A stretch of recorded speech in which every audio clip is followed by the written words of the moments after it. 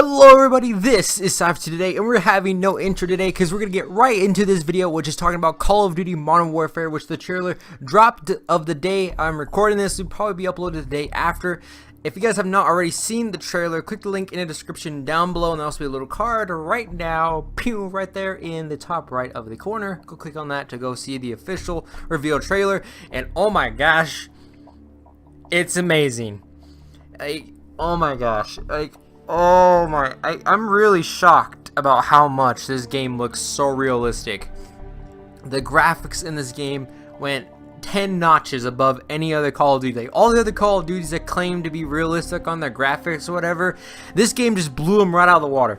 It literally makes Black Ops 4, Advanced Warfare, Infinite Warfare, Modern Warfare, the original, remastered, MW2, MW3, just make them look like cartoon games at this point. Honestly, the lighting on the water and the puddles, the dust effects, the muzzle flashes, the realistic actual night vision is amazing. Like, this game can compare to like Rainbow Six Siege and how realistic so far from the campaign of what I'm hearing. So in today's video, guys, I'm going to be diving into some information about some leaked not leaked, but some information about how the campaign is going to go, where the campaign will go in terms of gameplay, and also the kind of general story I'm getting from right now. Of course, none of it will be absolutely confirmed until the game does come out, and I just literally killed a bug that was crawling on the side of me just right now. Man, that's a little weird. But anyway, with that, click the link in the description down below to go check out the reveal trailer. Also, some of the inspiration and stuff I'm going to talk about is taken from Mr. Dalek JD, so also go subscribe to his channel if you're not already, or at least go like the video. I'll leave a link into that video where he goes more in depth about what I'm going to talk about. I'm just going to talk about the main points and the basic summary of the missions that we know about so far, but he'll go into more depth and a lot more detailed of what's happening in those missions in his video. So go click the link in the description down below to go watch that, or a card will pop up right now on the top right of the corner for you guys to go check that out as well. So be prepared for that. But man, I cannot stop talking about the graphics in this game. They are amazing. They're like 10 power-fold of what I've seen in Call of Duty. They definitely mean it when they rebuilt their engine, because they said we're going to be getting a new engine, and I thought it was just going to be a reboot of the one we've had for every Call of Duty, you know, for Infinite Warfare. But no, they didn't work this one from the ground up, you know, like we thought they were. But they didn't back down on the reboot. They went full balls deep on the reboot of their engine. It's completely been redone, like rescaled. It can now compare to a lot of the more competitive games out there now, and from the gameplay that I've been hearing about, which they're going to be adding a lot of new features to the gameplay of the campaign, and probably will be, some of it will be added to the multiplayer. This game will compare to like realistic shooters like Rainbow Six Siege, for example, and all of those games. Because, so the main mechanic we're coming back that is improved is a leaning mechanic, which was featured in Call of Duty Ghosts, and I think was the only game to ever feature a leaning mechanic that I can remember off the top of my head, because I don't know if the older Call of Duties had it. Black Ops 3 didn't have it. Infinite Warfare didn't have it, I think.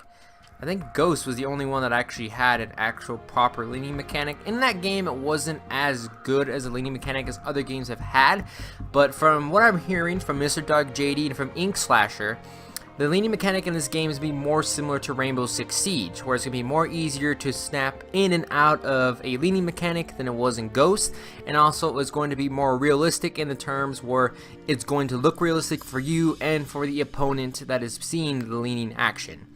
From what I've heard, not much has been leaked about the multiplayer and how that's going to play out yet, but we're just kind of comprehending and kind of seeing how it will flow into multiplayer. And I think the leaning mechanic will be a great feature for your competitive gamers out there, and also for your hardcore players, because you'll now be able to get a kind of slight edge and look around between buildings and walls and doors and stuff like that. It's going to be play a very effective role if what we're hearing from the leaks and from Treyarch themselves, or not from Treyarch, from Infinity War, this is going to be a more realistic multiplayer shooter than we've seen a lot previously in other Call of Duties. And also, I just want to say thanks to the night vision. You know, in this game it looks really realistic. It's actually great night vision. It actually looks like 10 times better than any other Call of Duty has ever done before, and how a lot of more realistic shooters have done it in the past, like Medal of Honor Warfighter and the Medal of Honor. Those games have done pretty good night vision. Not realistic enough, but this game just takes you a 10 times fold. It looks super realistic.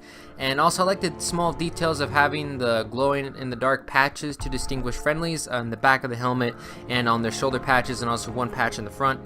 If you don't know, this is how real soldiers in real life see who is a friendly and who is not a friendly in real life with night vision, because in real life night vision doesn't really make you be able to see everything in the dark. It really doesn't, which is a lot of games do that. They tend to. But no, it just kind of improves kind of some visibility in light sources, I guess you could say. It kind of brightens light sources so that you can semi-see within shadows. That's really what night vision does in real life. And also I want to talk about the muzzle flashes that we see. The muzzle flashes are really realistic on the suppressed weapons, of being mostly a smoke with a minimal flash that you can see from the front, but not from your perspective. It's going to be a lot more smoke and gas particles coming out of suppressed weapons, which is really realistic.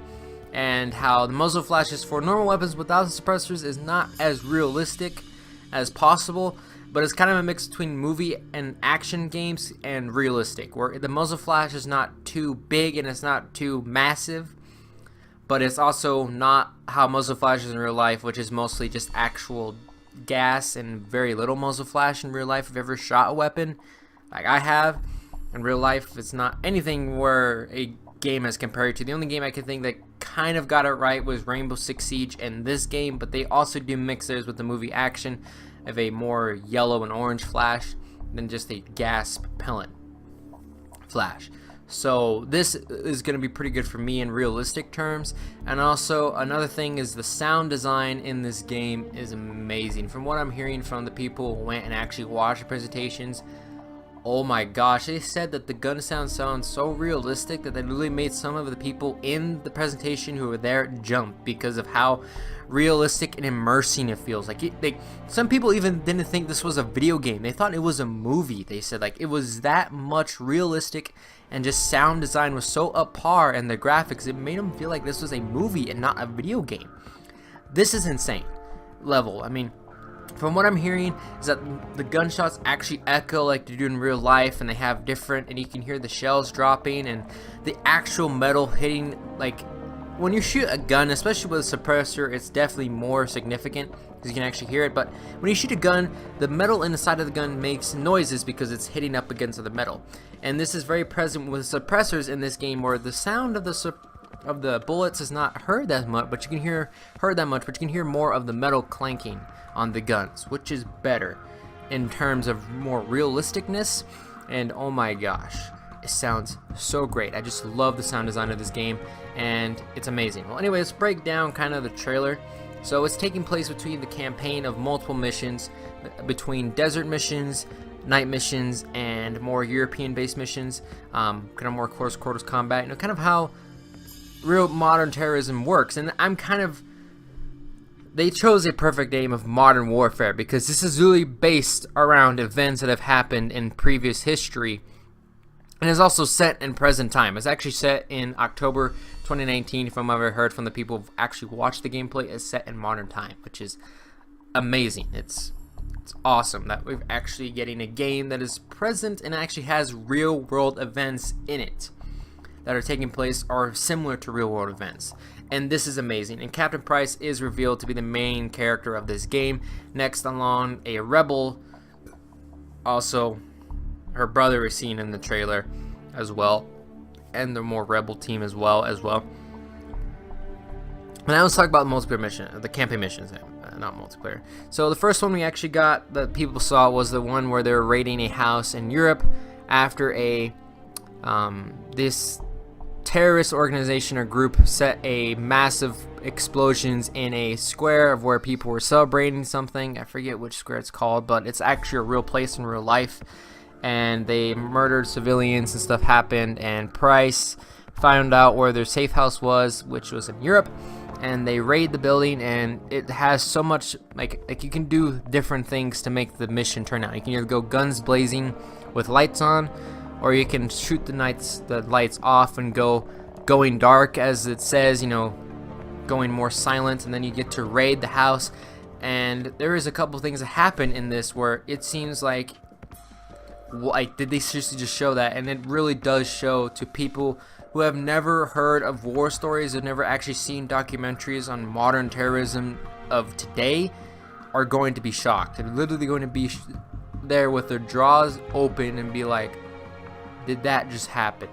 This game, from what I've heard, is going full deep into mature content, and I'm severely advising all you parents out there, let your children play this or play Call of Duty. I'd advise them to not play this game until they're at an age or they know how modern terrorism is in real life and how it affects society and people who visually see it and how it affects society in general, because this game is taking the mature content rating of Call of Duty to a whole next level of not just violence, blood, and language, to a whole new level where you actually have to understand how it impacts society and history in general of modern terrorism.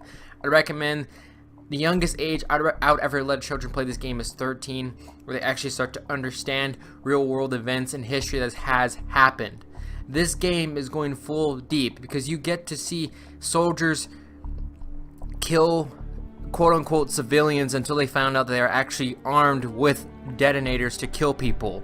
Like, you see them literally kill a terrorist mom who has a child, but you see them kill her because she is a threat to them. You literally see this happen, and this happens every day in real life. Soldiers having to make decisions on what to do. If you've never seen American Sniper, the first scene of that whole movie is literally him having to shoot a mother and child because they're armed with explosives and were set to kill a unit of soldiers. This game is showing those events happen in real life in this game. It is very present here, and this is in one of the missions that they've got to see.